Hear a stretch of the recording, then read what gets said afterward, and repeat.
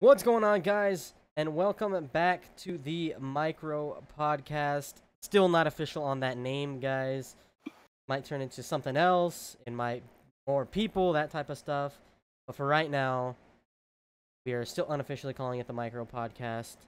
And today I am joined by the homie, Espionage. I kill him. What's going on, man? Yo, what's up, bruh? What's up, Uh, everyone? All right, so today, guys, I know I've already kind of gone over it. This was before the beta came out. I talked about what I was expecting from it. Things that I may like that were in the game, things that I may not like. I personally felt that Call of Duty was going to be back after this, and the beta further cemented it in my mind. We're going to get the opinion of Kellum as well. See what happens, see what's all I didn't expect from the beta, maybe some things that I did expect, and pretty much our thoughts on it. And we might go into some other stuff here, espionage, obviously, guys, but we pretty much want to center this around the World War II beta, what we thought of it, how we think this year in Call of Duty is going to shape up, and yeah, we'll go from there. So, first off, overall thoughts. First and foremost, what did you think of it? I thought it was pretty good. Sometimes I would get frustrated just because people are pretty good at Call of Duty now, but other than that, it was pretty good. Yeah, I so enjoyed it. I know something that you were telling me when we were playing is that you attribute the increase in, I don't know if necessarily the skill gap, because I would assume most hardcore Call of Duty fans were on because it was a closed beta. You have to pre-order the game. You know, a lot of casual people won't get it, maybe closer towards Christmas or even release date, but Christmas is when, the Christmas noob comes on. You said you attributed this this influx of people that are good at Call of Duty to the newer style Call of Duties with the jetpacks, and you thought it maybe the reaction time, just the people that started on jetpacks, maybe it made them a little bit more crisp. Is that what you were saying? Yes, like their aim is nice and stuff now. Before you just be getting put against noobs dropping nukes and stuff, but now you can't even do none of that. I mean, you probably could if you're really good, but myself, I don't know. Those people feel really good. All right, so here's the question. You think that's just gonna be? Is it gonna be a big factor in public matches, or do you think that's gonna be a factor in like competitive matches as well? If competitive players stick to just playing like mostly competitive, well, I think at the beginning of the Call of Duty and maybe the middle of this next Call of Duty, it's gonna be in pubs. But then mostly, I think that competitiveness will be in competitive, like when you do like game battles and stuff. You think that's it's gonna take a little bit for that the Adderall, on crack cocaine moving around type thing to move into competitive on this game? Yeah. All right, I can see that. I can definitely see that, but I don't know. I kind of agree with that, but I know a lot of people are saying, and myself included, I know, like, just in the heat of the moment, even during the beta, even before Call of Duty World War II was announced, when we're playing the boosting jetpacking Call of Duties, such as Infinite Warfare, Black Ops 3 Advanced Warfare, which were the three boosting Call of Duty so far, we were just saying, wait till it goes back to boots on the ground. You're not going to be able to jetpack away from me, and talking all this trash on, like, just wait, you're just a jetpacker. So do you think that's kind of just something we were saying, or do you still think like people that are really good at jetpacking it's just going to transfer over easily to them? Or what do you think? Like, because I know too, I think they could, because I feel like with that advanced movement from these newer Call of Duties, it has increased like aim accuracy because everyone's moving around and you got to try to hit them and stuff. So imagine people being on the ground, like not jumping, you can just left and right, moving your aim. So I think it'll be better, like these people. Yeah, I can definitely see that. I know that was like a thing. Like I said, we were saying like, oh, jetpacker, you're nothing but a jetpacker. But to be honest, I think people are more and more realizing that, yeah, that really did benefit everyone. And the people that were really good at jetpacking games are going to move over to a boots on the ground game and have just as good a shot, even not better, because they're shooting at pretty much a stationary target compared to, like, say, AW, when homies were jumping 3 to 6 stories in the air while running across the map and stuff, where your aim had to be on point in order to kill someone like that. Yeah, exactly. All right, so let's get into some of the more specific things of the beta. Like we said, overall, I know Kellum said he liked it. He enjoyed it a lot. I as well. I enjoyed it. Like, I had so much fun in this beta, more than I have in a long time. Not only in Call of Duty, but in video games in general. Like, I know I was saying on my live stream last night, I used to play a lot of single player games. I kind of fell out of that when I got into Call of Duty, and I only play like the Call of Duty campaigns now. And so that joy, I still enjoy playing video games, but I think this was the most fun and enjoyment I've gotten out of a video game in a very long time. And I think that bodes well for the rest of the year, whether it be public matches, competitive, or something we're probably going to get into later, espionage gaming, which is a new thing that I'm launching here, and we're going to get into. And I'm excited to talk about that. We'll go into that more in depth in a little bit. But first of all, okay, overall thoughts. We enjoyed it. So getting more into the specifics of it, if you guys have any questions too, leave them in the comments. We'll make sure to answer them or as best we can at this moment in time. But I know we had a very limited edition of the game to play, obviously, because it was a beta and a closed beta, which they did extend a few times. But in terms of the weapons, how did you feel about them? ARs, subs, just in general, not necessarily weapon balance, because obviously that's going to be tweaked for the final game. But just how did the guns feel? Let's start off with, say, like what do you think is a dominant in this game so far? ARs, SMGs, LMGs, what do you think? Honestly, it's tough because the STG is a really good AR, but if you have a person behind the Type 100 that has incredible aim, they have that same like range. They have great range, so I don't know. I think it's kind of even, but STG I think is tops all the guns by a little bit.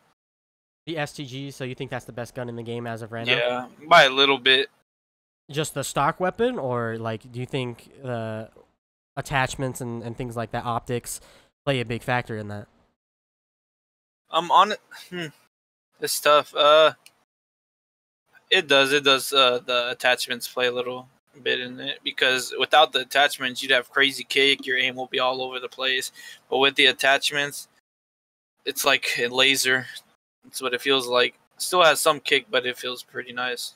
Yeah, I know. When if you guys saw my live streams, I primarily used the SCG. That was my favorite game. And my history throughout Call of Duty is I typically like to play with an AR rather than an SMG. These past couple Call of Duties, obviously, since there have been some really powerful SMGs. In Ghost, there was the Vector. In AW, which I did primarily use the BAL. I obviously used my fair share of the ASM-1, which was pretty much the Tommy gun of that game. And you guys know the Black Ops 3 was the Vesper at first, and then it changed to the VMP, and so on and so forth. IW, I'm not even going to go into that because I didn't play that game very much.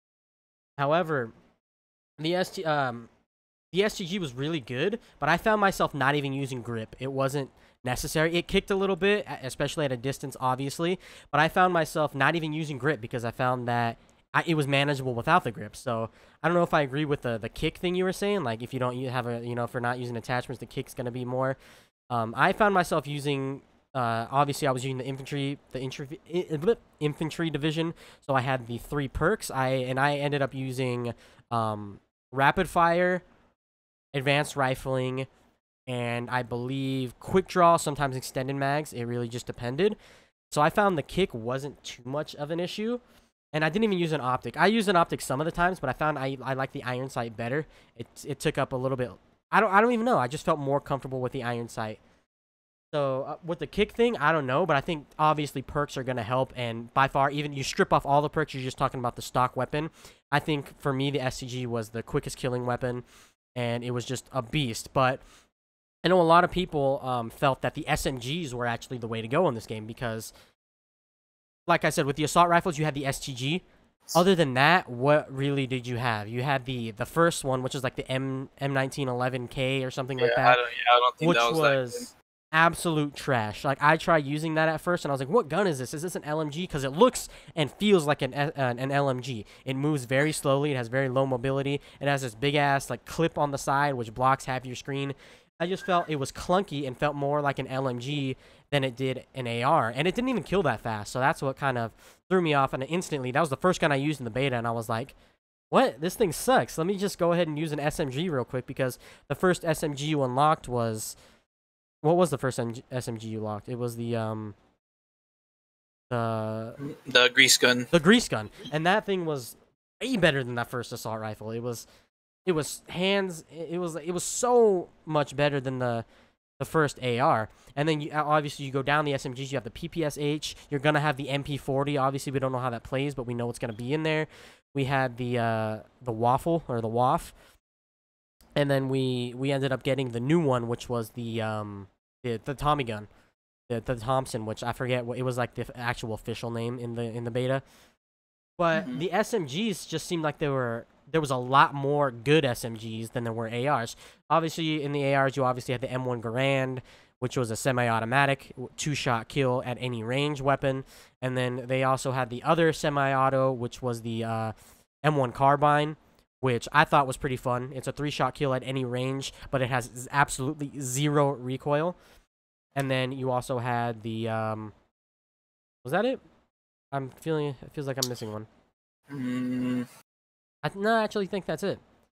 Yeah, because there was 2 of the semi-autos, and there was 2 of the fully automatic, and the STG was really the only worthy fully automatic that you can use. So definitely seems like right now at this moment it was an SMG based game, because you had, like I said, Type 100, the PPSH, which were just insane guns. They were just way better and more, especially with the maps. And I think that's a big problem. What did you think of the maps, man, that we had play? Which were shit, let me see. Heard there was Aachen, there was Point du Hoc, Adrian's Forest.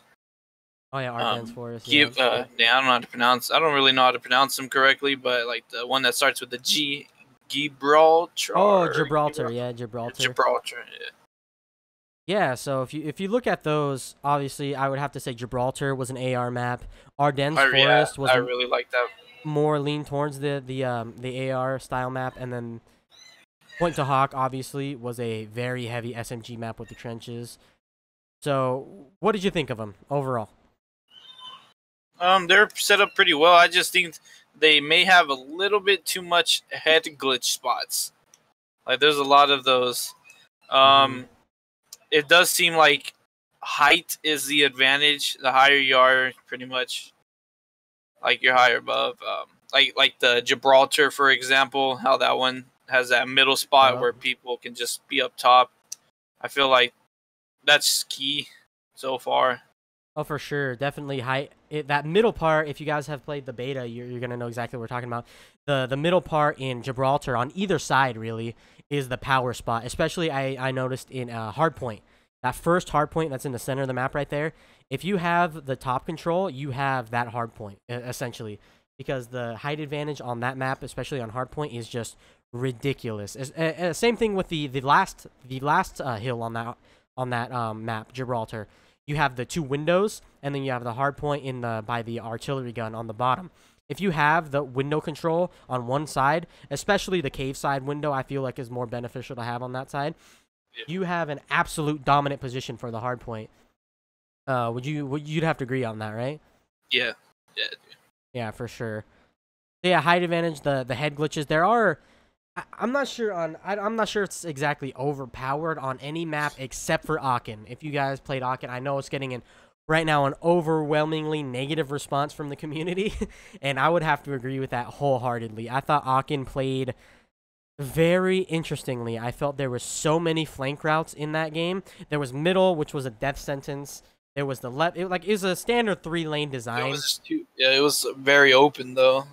Yeah. They said it was a LMG sniper map, but we all know how that really went out when they claimed it was that, but it actually was not. Let's just be fair here. So traditionally, it was a 3-lane design, obviously middle, left, and right, either side you're on. However, the head glitches on either left or right side were just absolutely ridiculous. You can just stay there and pick up people off, and they could barely see your head. And it's crazy because Call of Duty has posted like clips on their Twitter, and a lot of those clips come from that exact map from those head glitches because people just keep running in your sight, and it's very hard to pick you off from the head glitch. So they're just just getting all those kills. Yep, true. And something I really irked me about this map was that you could just be on any 3 of the lanes. Say you're you're looking down mid, and you're using one of the head glitches, or you're in the little trolley cart that they have on either side. Doesn't really matter. And you're focusing on looking at dead center. You're focusing on sniping, say, because that was how this map was advertised on the live stream by Michael Condrey and Glenn Schofield. You're sitting there with your sniper. You're aiming down. You're doing a little bit of, let's not call it camping, but defensive play. You're playing defensive with a sniper rifle, aiming down mid, trying to get those nasty clips. You know what I'm saying? And you could just be focusing on that, and you could just be getting killed from left or right anywhere, because there's like 3 or 4 spots on each side for people to go to left, then center, then back to left, and then maybe cross over to right. There's just so many doors and windows that people could come out of. It kind of feels like you're most of the time looking at someone, and you know that there's going to be someone in a different window or something. It's very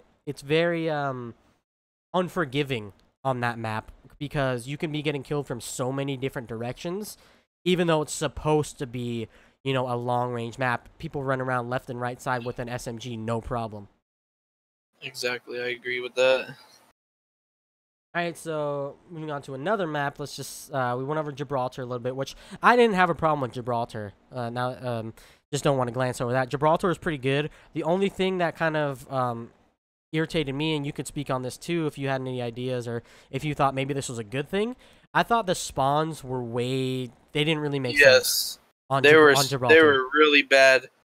I think they kind of fixed it like in the second weekend, but they were still bad.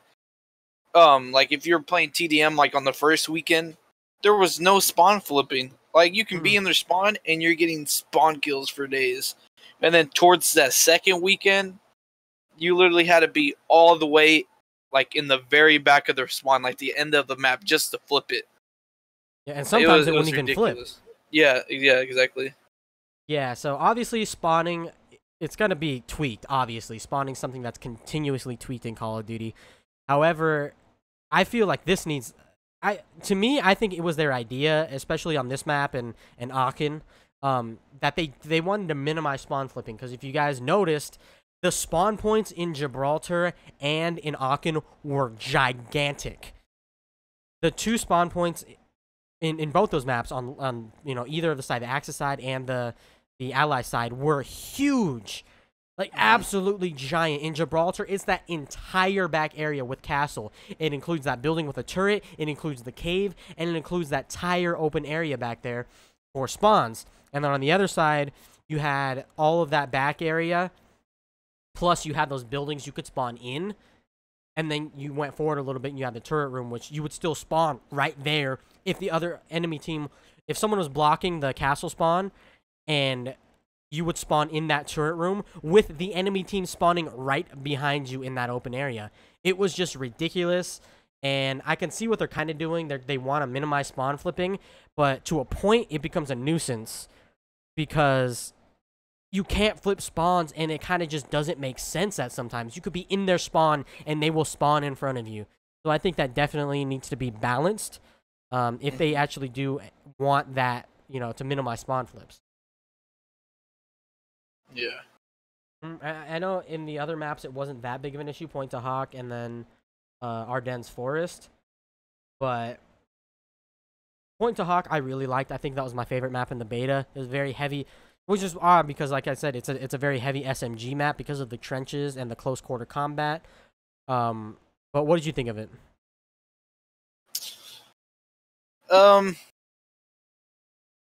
It was pretty good. I did like it. You honestly get, even on the outskirts of the map, you still get into gunfights. Like, you'd expect everyone to be in the middle where the trenches are, but no, they're everywhere. A key point where, like, I see everyone going is the bunker, of course, with that mounted LMG. Every time I step a foot in there, I'm getting killed or get kills. It was pretty good. Yeah, that side of the map is definitely where most of the action takes place. If you guys didn't know, this is the closed bunker he's talking about. I'm sure you guys knew that, with the 2 staircases on either side. It had a roof on top of it. I know the other side had like the bunker room, and then you could go up the stairs, and then it was more of a balcony rather than a bunker. The closed bunker side was where the action was going, because people spawn in the barn area, and people spawn over in the the little area across from the barn where like the fire is, where you can climb up top and head glitch that window.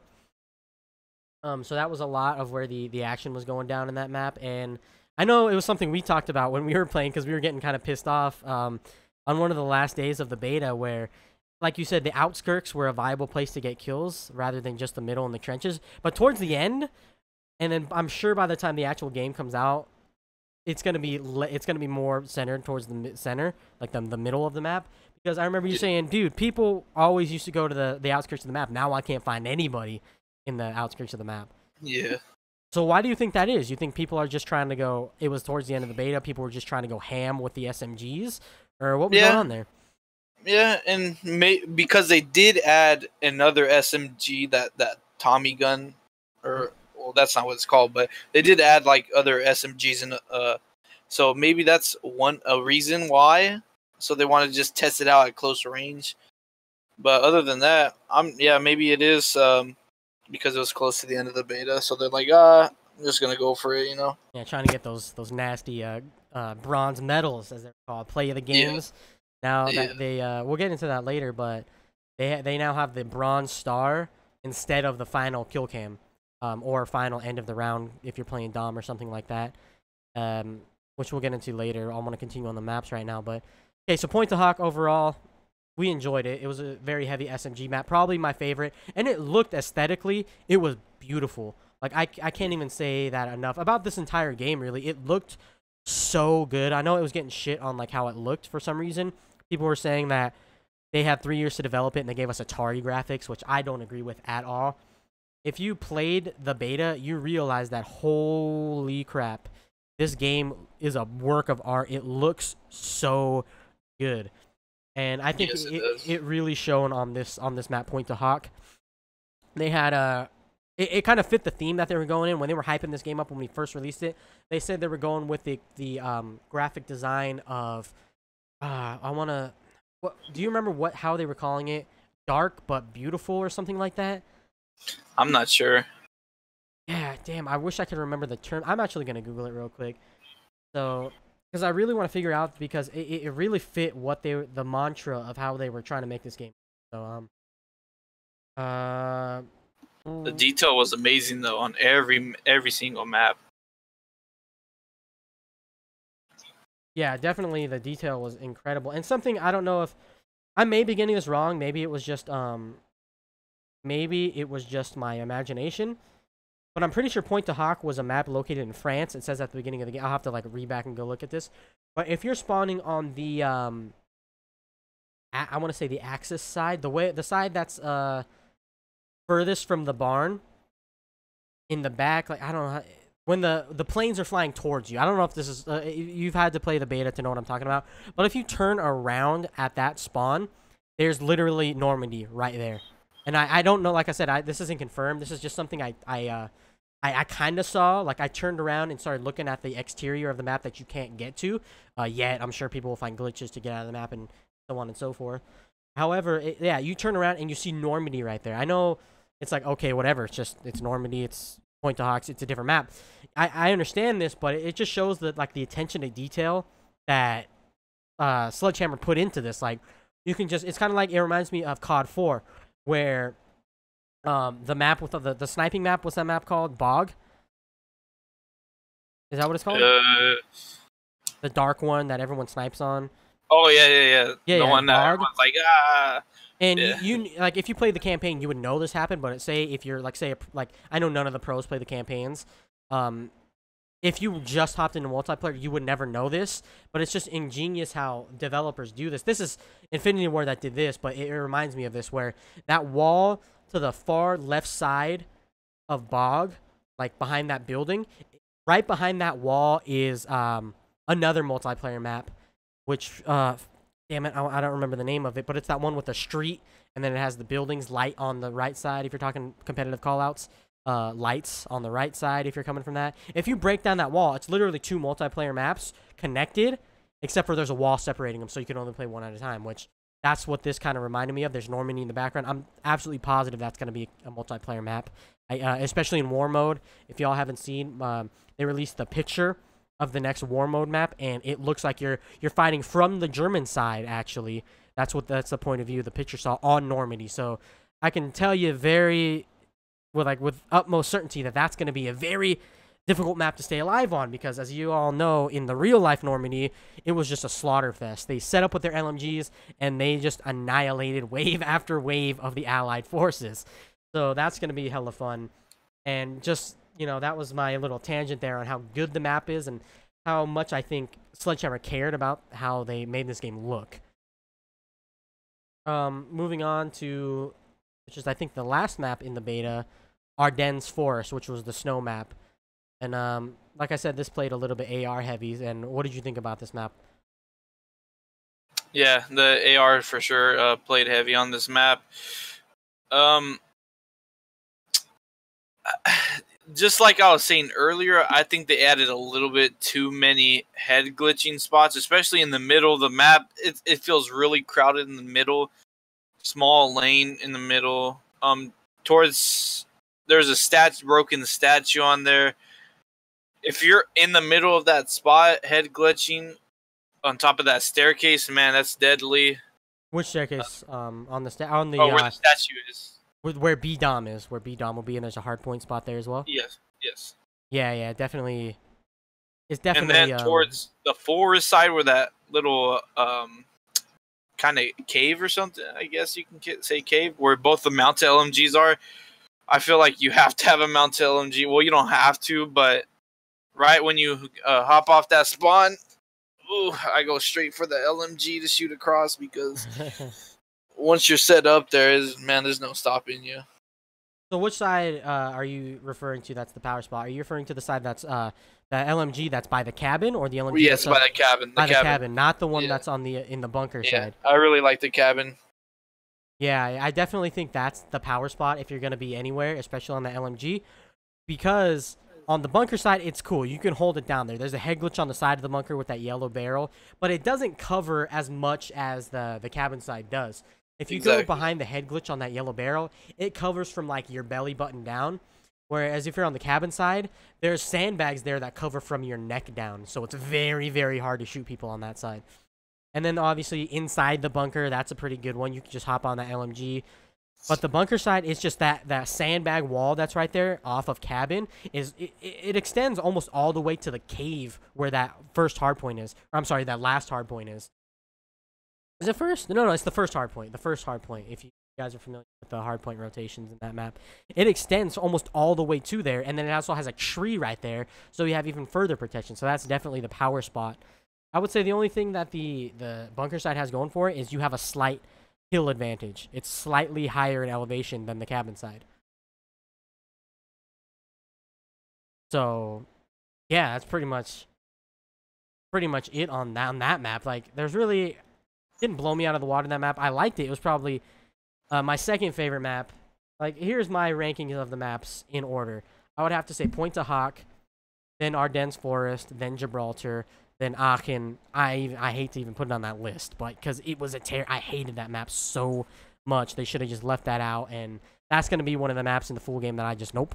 I'm voting for random. I'm voting for the other map because I can't stand it. Similar to, I know, which was a very popular map in Black Ops 2, and they remade it for Black Ops 3, which was Summit in Black Ops 2, which was a snow map. I forget what they renamed it as. It wasn't a snow map when they brought it back in Black Ops 3, but I always voted. I refused to play that map, and I can just tell you Aachen is going to be the same thing for me.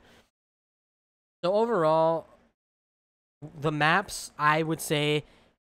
and you could tell me if you agree with this. I'm sure you will, because I'm sure it's kind of a community agreement at this point that all of the maps really forced close range gun engagements. Would you agree with that? Even Aachen, like when they said it's supposed to be a long range gun engagement map, I would say like the designs of the map just kind of force SMG play at this point. Mm-hmm. So would you think that eventually, I know we're still early into the process, are ARs gonna kind of fall off, or do you have hope in the other maps that we have not seen yet that we're gonna have some good AR gunplay? And I know this could be a thing in competitive because everyone, like in Ghost, it was a big problem because everyone used the Vector because it was an AR SMG hybrid. I think was ridiculous, and I think that's why the Type 100 kind of needs to get a little more kick or something, because I could feel the Type 100 going in the director of the Vector. How I think it's gonna work in Call of Duty or competitive. I think it might be like some of the older boots in the ground where you have like 2 ARs and 2 subs. So that's You may even run 3 subs and 1 AR in competitive, just because how the maps are. Because like they'll have rooms on the sides where they want you to have that close engagement. AR, you have to have a sub, because if you have an AR in those situations, you're just gonna lose a gunfight. true. All right, so let me ask you a question here. So I want to get a little clarification. Maybe you could answer this for me. Is how long have you been playing competitive? I think you've been playing since AW, or even how long you've been following competitive, even if you weren't playing. Probably since the end of Ghost, to be honest, or middle of Ghost. Okay, So like, same. was that 4 years maybe? Okay, same. I started getting into competitive. I knew about it. I just never followed it. The first thing I followed it was competitive Halo back in the day when I was like 8 years old. I was on an MLG clan in Halo.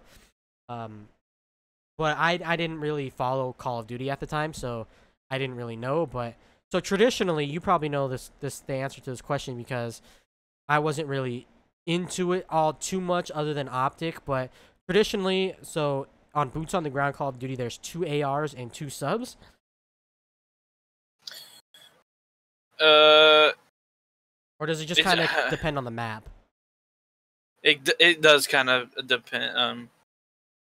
Like say Arden's Forest, I think that'll be a 2 AR 2 sub map, just because of like, okay, the lanes seem like they're 4 ARs because of you can see on the other side, but they feel like almost claustrophobic in a way, to where you're gonna have to use a sub. So it seems like there may be 2 subs and 2 ARs.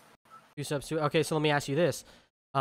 Say you want to get a little frisky, as we all do, especially in competitive. You want to throw the enemy team off. You don't want to conform to the traditional playstyle, because you want to, like I said, you want to throw the enemy off.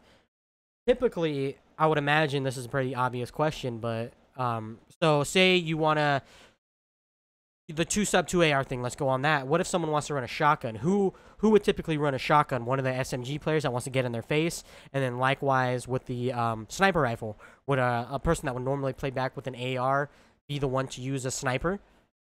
I think it will go depending on the position. Say the person's an OBJ, objective player. I think they may run a shotgun. Like say it's for hard point. They're in a hard point. They're defending the hard point with the shotgun. Then, boom, you got a shotgun player right there. Okay, interesting. So necessarily, it doesn't have to be, say, the SMG player. It has to be the person, like, not has to be, but traditionally is going to be the person that wants to play the whatever their role is on the team. The OBJ player, if it's useful to have a shotgun in a close quarter hard point, say, it would be more beneficial for them to use a shotgun in there. Yeah. Okay, so. But if Call of Duty, for the rule set, they don't ban a shotgun, then they may have a gentleman's rule. Other than that, then I think the shotguns will be banned, and you won't have to worry about that. Yeah, I can definitely see that. And LMGs, I think are very viable, and I think we're gonna see LMGs this year in competitive come out in a way that we've never seen before. I know in Black Ops 2 they were used because there was the BRM, or I think it was the BRM, where that was viable because it had a shite ton of ammo, but it had very good mobility. I know Nadeshot brought it out in a tournament against, it was on standoff against, I want to say, Envy, and he was cleaning up with it. And I wasn't even in competitive Call of Duty then. I got into a kick one day and I was watching a bunch of these old school competitive matches. However, it was still like a novelty item, the LMG. It was like, oh shit, he's got an LMG. What's this guy doing? But in this game, with the divisions, the way they went with that, and I kind of want to get into this next with the divisions, but there's this thing with the divisions. If you have, I believe you get to the LMG division, which was armored. You got to armored 3, you unlock the ability to mount your LMG on any surface. which is Yeah, dope as that's hell. pretty great. I Yeah. didn't actually level up my armored division to level 3, so I wasn't able to do this. However, I did use the default armored class, which had this ability, and it was dope. I used this in war mode a lot. I used the LMG in war mode a lot, even without the mounted surface. So the way this worked was, if you had an LMG period, if you were using the armored division, you could lay down prone and set up a bipod on your LMG that took away, it virtually eliminated recoil on your LMG, because that's what a bipod does. It disperses the recoil into the ground. It takes the surface area of the ground and reduces the recoil in real life, and that's the physics they went with in this game, obviously. So that was super useful. I used that in war mode a lot, and it's very useful in war because the mounted LMGs that you can build in war, similar concept to that, but you have to build them, and they're in a set position. You can't move it around, so people know, just instantly come around the corner, start spraying you down.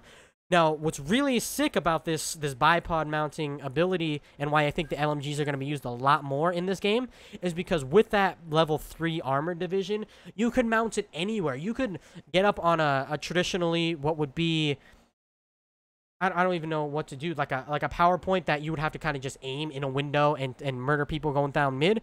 With this bipod thing, you could set up there and just no recoil, pick someone up from across the map, and just annihilate them. So I think in that situation, LMGs are going to be very, very viable and competitive, and which is something I personally haven't seen in a competitive Call of Duty. They kind of just been a novelty thing. Did you get a chance to use the LMGs? And if you did, No, I actually didn't. At all? All I did was use the STG and the Type 100. Which I think speaks a lot to the balancing in the game right now, which obviously isn't finished. I'm not even gonna go really in depth into that, because we all know that weapon balancing is a constant ebb and flow in Call of Duty. So you didn't get a chance. You didn't even use it once. You didn't use a default. You didn't pick someone else's up. Nothing like that. No, I didn't. Wow. Okay. So maybe I'm The wrong. only Maybe that LMGs was, I used were the mounted LMGs. which were pretty sick though. Like, you can't even lie, right? Yeah. Especially in war mode, which I want to get into a little bit here in a little. War mode is awesome, and the LMGs help out definitely a lot. They're a big part of the war mode. But like I was saying, I kind of want to get into the divisions a little bit. And if you guys didn't know, they replaced the created class system that we've been using since COD 4 when it was introduced. They did away with that a little bit. They didn't really do away with it. I know it was a big thing that people were talking about. Created class is gone. It's not really gone. It's just reskinned. It's very called similar something to how different. Ghost is. Really, you thought it was similar to how Ghost was? Yeah. How so? Oh wait, oh sorry. No, actually no. I take that back. I was gonna say that's. I don't know. I kind of had a brain fart right there. I guess, to be honest with you, I'm trying to remember how the created class system was set up in Ghost, and I'm having a trouble finding it a little bit. How was it? Yeah, it is similar to created. Oh wait, are you talking about Ghost? Yeah, what was the Ghost? You have different people. Like, say one person's name was Kevin or something. You click on that person, and you can have classes right there. Gotcha. Now I remember you had the squads and the squad mates. Yeah, which was different from the squad mate. The squad mate. What do you It was like a game mode type of a thing. Like, it was it was its own separate thing where you played with AI squads. You can play against regular people, but your teammates were your squad mates, like AI controlled characters, and it was you with 5 AR controlled people against a different person against his 5 AI controlled people. So that was something different from Ghost. But squad mates, like, you had different. It was kind of like how you have different created class sections in Call of Duty games that you can buy via DLC or something like that. But these were given to you, and they were just different character names. So you can have one character that was all your classes for Search and Destroy. You can have another character which is all your classes for like Hardpoint or something like that.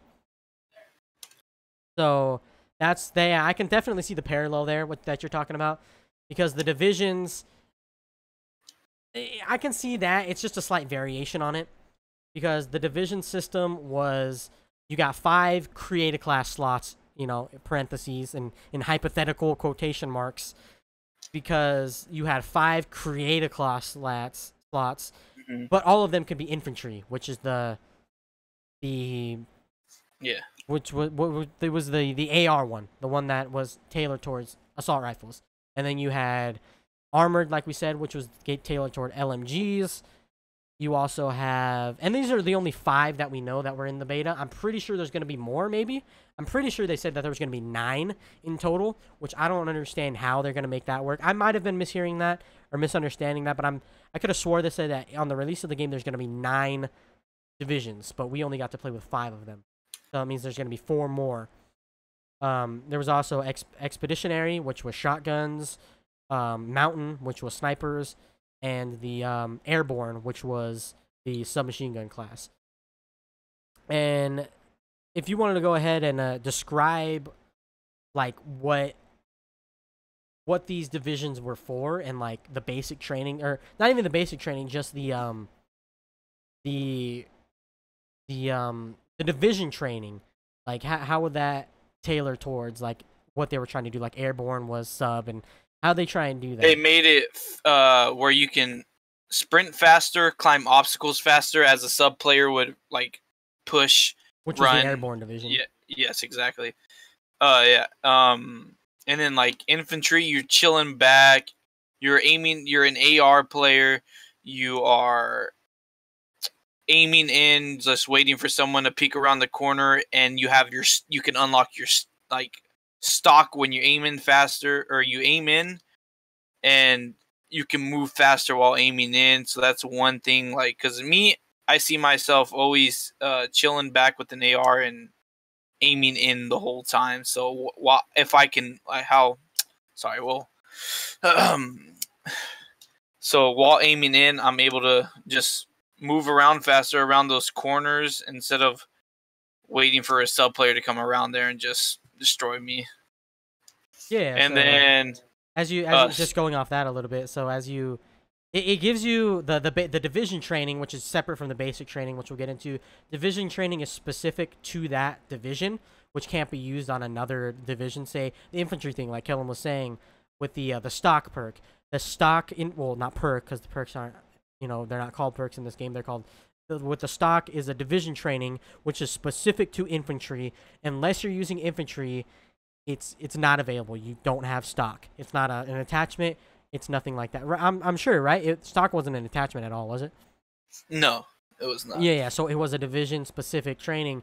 So what they're designed for is pretty much to give that. The more you use that division, the more stuff you're gonna get, which is gonna give you more advantage against the other divisions if you rank that up higher.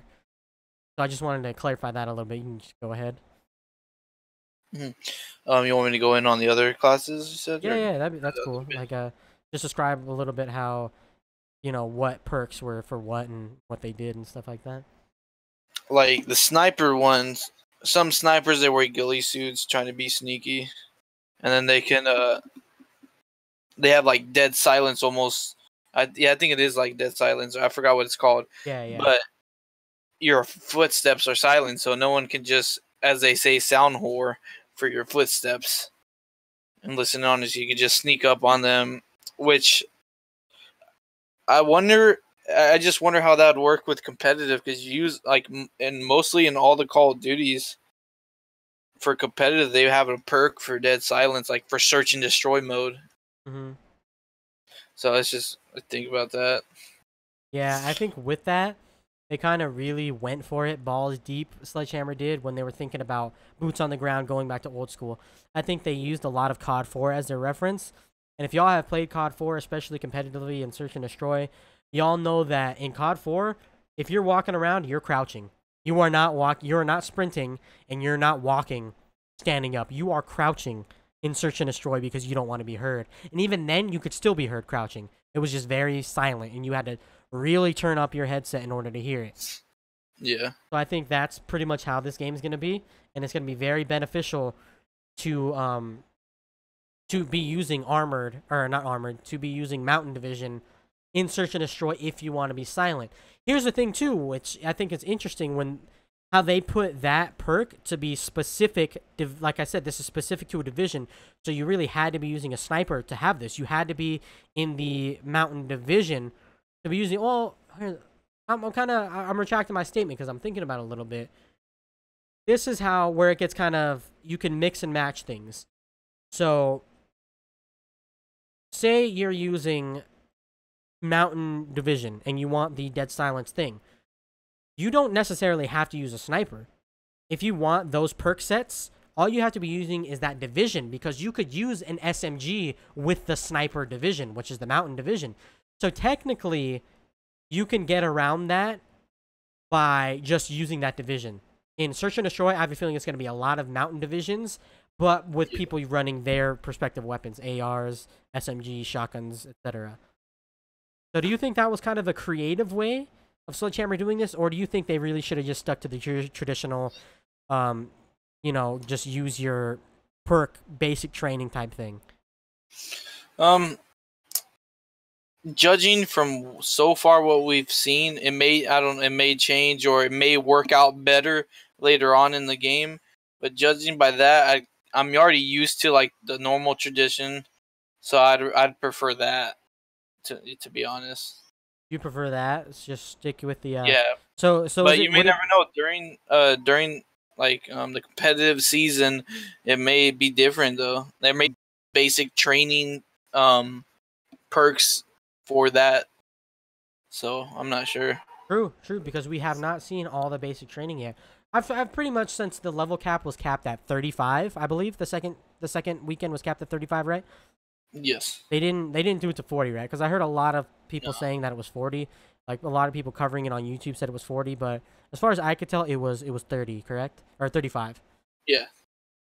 Okay, so I imagine that the level cap is going to be somewhere between what, like have they announced this already? How many levels are like per prestige? Not that I know of. Yeah, so I haven't seen anything. If they have, let us know in the comments section. But I believe I would assume that the level cap's going to be somewhere between 55 to 70. Mm-hmm. So like, which traditional Call of Duty, it's 70. We haven't seen 70 in a while, I don't think. But that was, so it's like MW2, right? MW2, yeah. But they could go back to it, because the progression system and the ranking up seemed pretty fast. Like I got to max rank within, I want to say like 10 games, maybe less. And that includes playing War Mode, which gives you a ton of XP if you're doing the objective. So that might be a little bit of it. And that might be a really good game mode to level up in, obviously, because there are so many objectives to complete in that game mode. However, I kind of lost my train of thought. What were we talking about? That's going to happen occasionally, especially since we're not used to podcasting. Kind of lost my train of thought right there. We were talking about the divisions and ranking up, and if we like that. Stop me if you remember where we were. The not seeing the basic training and the perks. Just talk about the division, yeah. Okay. So, yeah, let's just end on that one for the division thing. The specific division traits, and let's move more into the basic training. Now, when we were talking about the division training, which is specific to a division, the basic training, which is the more common ones, the more closely related to the perk system that we're all familiar with. Mm-hmm. Let's just kind of go into that. Like, the gist of it, what is the basic training? Exactly what you just said. Like perks. There is one I really like that I use for all my classes, what's called Lookout. It's where I can spot enemies from longer range. Like their name pops up more. There is one where you can reload while sprinting. Yeah. And these are all. And there's one where you can, I believe, unless it was basic or unless it was a division, but there's one where you can shoot while dolphin diving. Yeah, that was a basic training. Yeah, there's some where you add another tactical, another lethal. Yeah, and like almost a hardwire type. I actually don't remember if this is a basic training or a division training. It might have been a division. I'm pretty sure it was a basic training where not only can you take an extra, like there's one where you can take an extra nade, there was one where you could take one of each. So I know traditionally in Call of Duties you're able to take a lethal grenade and a stun grenade. I'm correct in saying that, right? I'm not crazy. Yeah. Traditionally in You're Call of Duty you're able to take one of each by default. In this game you could only take one or the other. By default you could only take a lethal, or you can take a tactical. One or the other. You couldn't take both. But there is a basic training where you can take one of each. You can take a frag grenade, or you can take a smoke grenade, or a stun grenade, a sticky grenade, and a mix and match, whatever. But you're able to take a lethal and a tactical, which was a basic training, which I don't know might be useful if you're really like a secondary type user. But there's something that I like. I want you to speak on this too, because I don't know if I'm the only one feeling like this at the current moment in time. I feel like the basic training system was kind of weak from what we saw. Like there was the really good ones, and then everything else was laughable, almost like a joke. Yeah, you're right. Yeah, that's true. I felt the same way. Yeah, okay. That's why I only used Lookout. All these other ones I tried, but I just didn't really think they were good enough. I just felt like they were. It was like if you're not using, say, Lookout, or there was another one that I used a lot, which I don't even remember what it was. But if you're not using one of the power basic training, it's like, what are you doing? You're at that point, you're just trying to have fun or something, because you're not doing it to be better, because it's really not going to make you better. It's just a novelty at that point. Exactly. And going on what you were saying earlier about like with how it was similar to Call of Duty Ghosts, I feel like that if anything was most similar to Call of Duty Ghosts, because if y'all are not familiar with the creative class system in Call of Duty Ghost, they had, I believe it was a total of 54 perks in the game, and that's an insane amount of perks, dude. Like an insane amount of perks. Like most Call of Duties, you had a class of perks to pick from: perk 1, perk 2, perk 3, and you had like 4 to 8 perks in that class to choose from. And Call of Duty Ghosts was like, that's funny. We're going to give you 54 perks and you could have all of them if you want. And it was just insane. And with that happening, I felt like it was the same thing we're seeing in World War II beta. That's my point here, where there was the good ones and then there was everything else. Mm-hmm. Everything else was a novelty. And even though this game has X amount of perks, which is like, let's say this game is going to release 20 perks. 20, not even perks, they're not called perks, they're basic trainings. Ghost had 54 of them, I believe it was. Yeah, that's crazy. It's, even though the number is like way different, it's a huge disproportionate number, I feel it's with how whack these basic trainings are for the most part. It was the same kind of effect. There's the good ones and then there's everything else. It didn't matter how many perks there are, there's just the good ones or you're wasting a perk slot. Essentially, that's how I think that worked.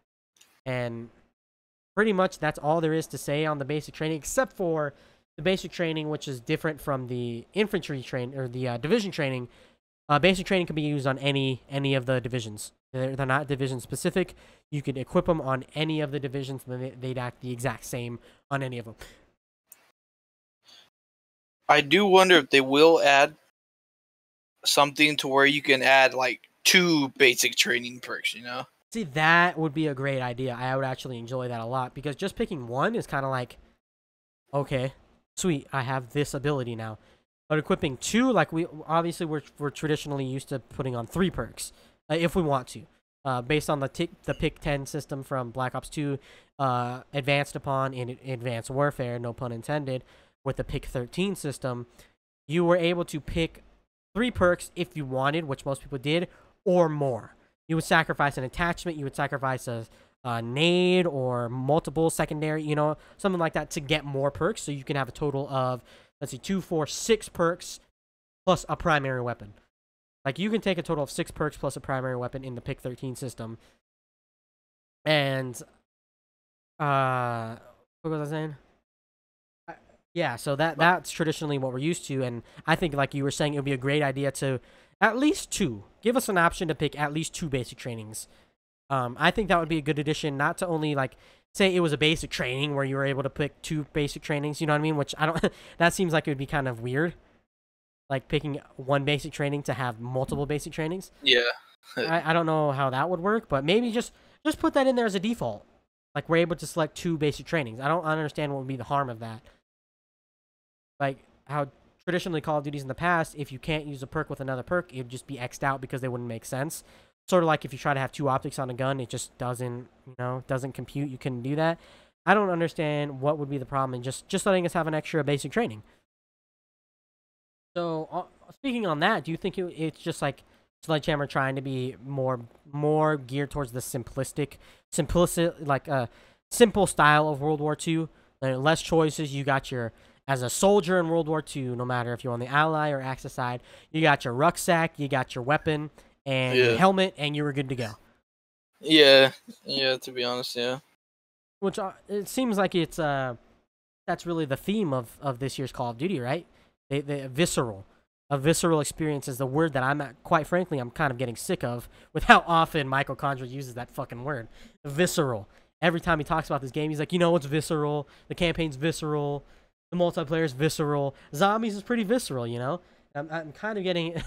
it's old already with how often they're using that word visceral, which just means, like, basic, grounded, boots on the ground, if you will, if we're talking in Call of Duty.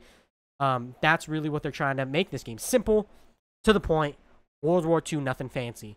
And I believe that's... do you think they're succeeding in this? Do you think that it's realistic based on the era? Or do you think maybe they're cheating on some stuff? Like, they're really not going to be... I don't even know. Let's say there's not going to be people running around, and I know you had a big problem with this in the beta. There's not going to be people running around in your face with a sniper quickscoping. And which I think it seems easier to quickscope in this game than in previous Call of Duties. Yes, I despise the snipers from World War II so far. Do you despise them just because they're overpowered, do you think? Or do you think it's because it tailors towards the more running gun?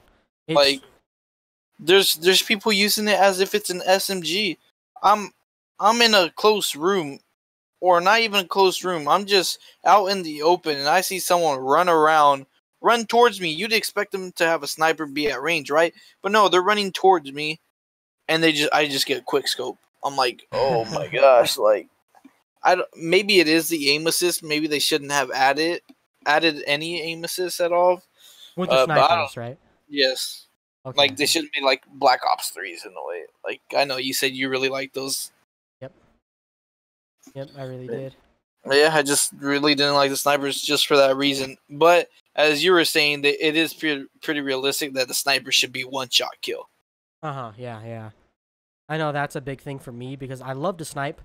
I think I'd like to, pride myself on being at least a decent sniper in my eyes. I really like to snipe, and going on what you were saying about the aim assist for the sniper rifles. I really loved sniping in Black Ops 3 because that's where they introduced the no aim assist on snipers. And I tend to drag scope. It's not something I plan on doing. It's just my sniping style. I tend to scope in and then hit them with the drag scope. That's just what I do. And with the aim assist on the snipers, I feel like it makes me feel like I'm stuck in the mud, which is what aim assist is supposed to do. It's called sticky aim, which means it centers, which is weird. And I know Drifter made a video on this, which explained it really well, that in this game, the aim assist is a little bit different. We're traditionally used to in Call of Duty, the aim assist has 2 parts to it. It's sticky aim, which means it's hard to, the stuck in the mud thing I was talking about, which is normal for like an SMG AR. You want this to happen because you're aiming with a thumbstick, which isn't as accurate as a mouse. You want to be stuck and have that little room to move as opposed to a huge room to move with the mouse. That's what the sticky aim is. The second part to aim assist is traditionally when you're aiming into an opponent. I know this is a big part on zombies. It's hella strong on zombies. It'll center your aim on the opponent. Traditionally in Call of Duty, that's what will happen. It'll slow your aim down and it'll kind of zoom in at your enemy. In this game, the aim assist only has the sticky aim. It doesn't have the centering of your enemy, which kind of makes it hard if you get run up on a little bit. You have to aim in. If you realize you're not hitting your target, you have to un-ADS, or else you are going to be stuck in the mud for so long trying to get to your opponent that unless your opponent is just completely ass, you're going to get wrecked in a close range gun engagement. You have to un-aim and then re-aim because it doesn't center on your opponent like in previous Call of Duty games, which I thought was really weird, and especially for snipers.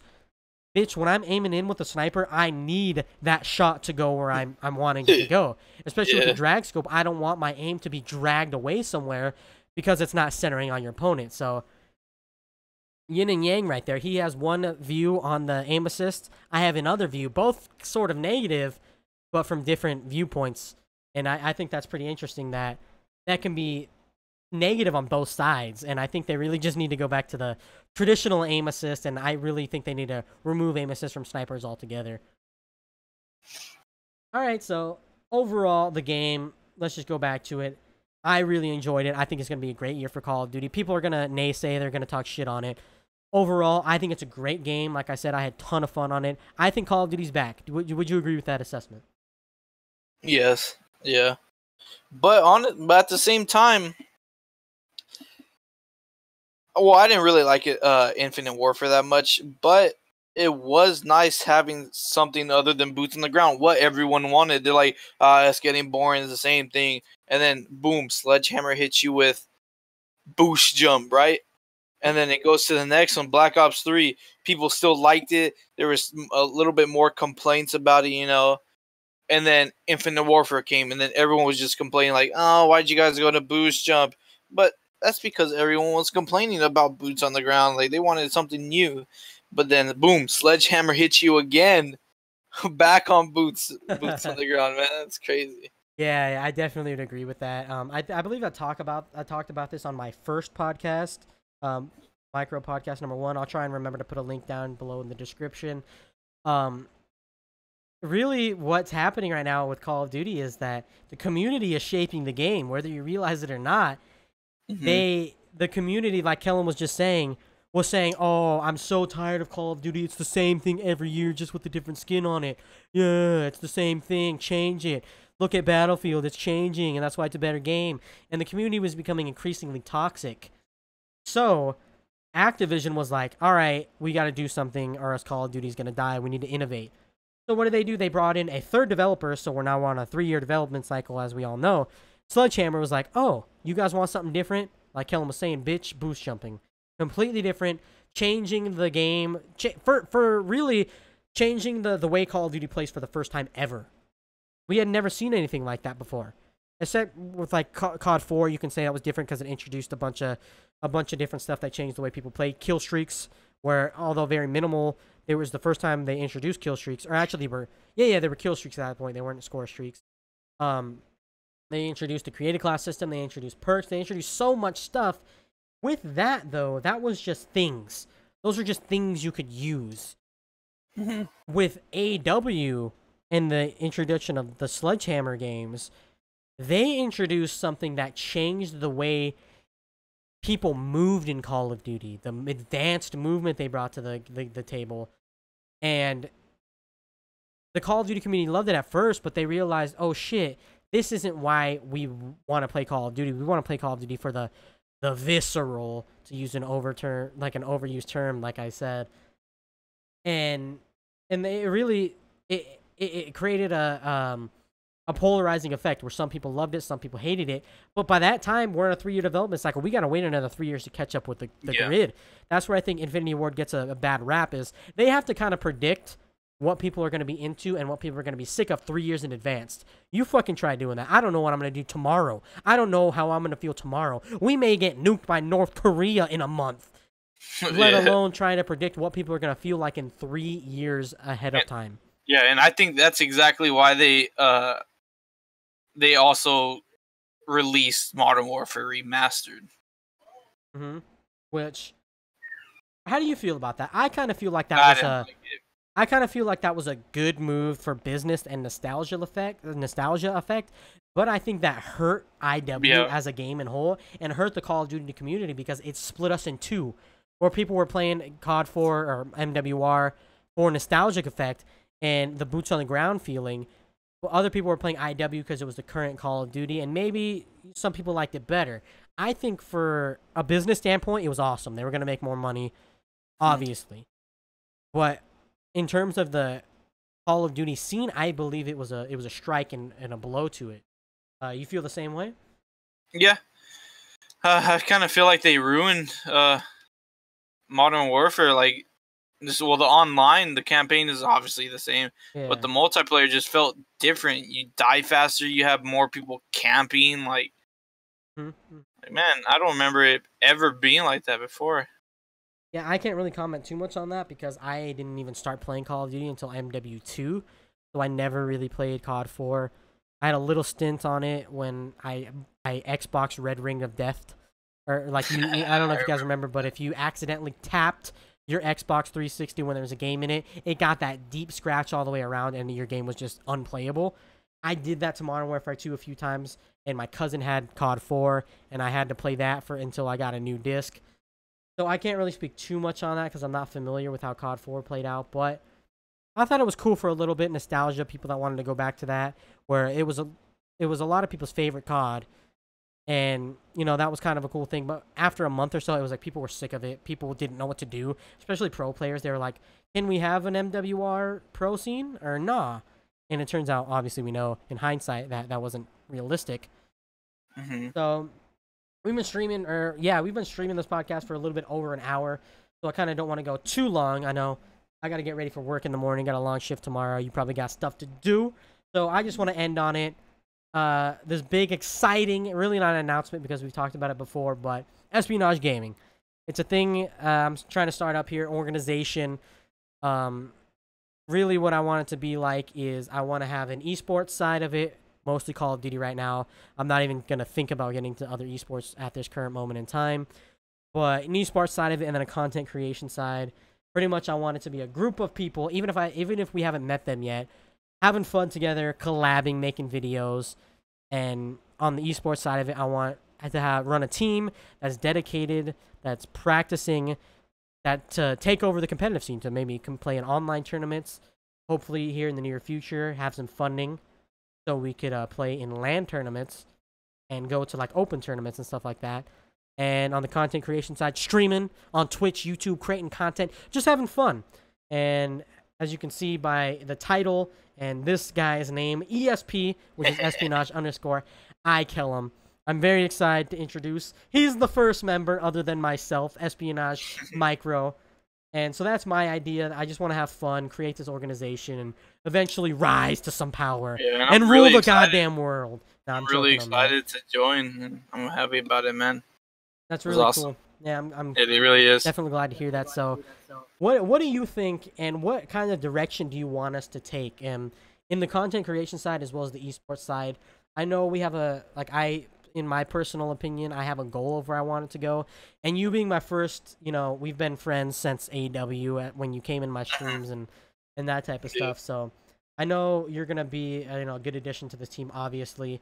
I know right now, at this current moment in time, you are on the roster for the esports, the COD team, which we're going to get going. Obviously, things may change. People are going to get added, things of that nature. But what are your hopes for this organization, and what are you looking for? I just want us to get big, popular. I want kids to look up. I just want it to be a really just what any org would want to be. Yeah, absolutely. Just big. Yeah, it'd help us all grow and. Yeah. Community, I think, is a big part of it. I want us to grow together. I want us to collab, sort of like how they don't really have an official name, but their unofficial name is the Vanoss Squad. The Vanoss Gaming Crew. Just because Vanoss has the most subscribers out of all of them, he took off the most. He has I believe he has like almost 20 million or just over 20 million subscribers. They all started off around the same amount, 20,000 subscribers when they all started playing together. And they all played together, and they took off together. Vanoss more than the others, and some more than the others, obviously. But I kind of want us to have the same mentality. I want us to all play together, have fun together, and grow together as a unit. And I think that, and growing along the way, adding people, playing with people we like to play with, and just having fun. And that's really what it's all about, right? Having fun, playing video games, right? Exactly. This ain't politics. This ain't, that's exactly why I really wanted to join. Sweet. So you're looking for fun, growing together, and on the esports side, what are you looking for there? Are you looking for good team, trying being to get the best, of course. Exactly. You already know you gotta. Yeah, we gotta get that team. We gotta get the roster going to start taking over. Obviously, Rome wasn't built in a day. Neither is espionage gaming. We got to work at it. It's Yeah. not gonna. We're not out here acting like we're hot shit or anything. Because right now, realistically, we're just getting started, and I'm looking forward to growing and becoming some hot stinky shit. You know what I'm saying? Oh yeah. Hell yeah. All right, so that's what it is. We might do a split. We're gonna 100% pretty soon here once we start growing, do a podcast introducing our members, introducing the concept behind espionage gaming, and what we're gonna do differently to have fun and make this a reality.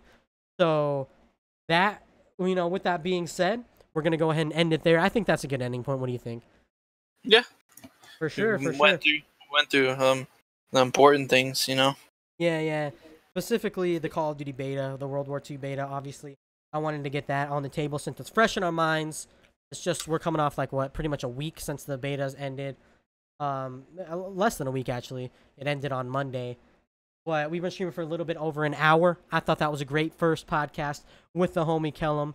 Hopefully, we can have him in a lot more podcasts in the future. I hope so.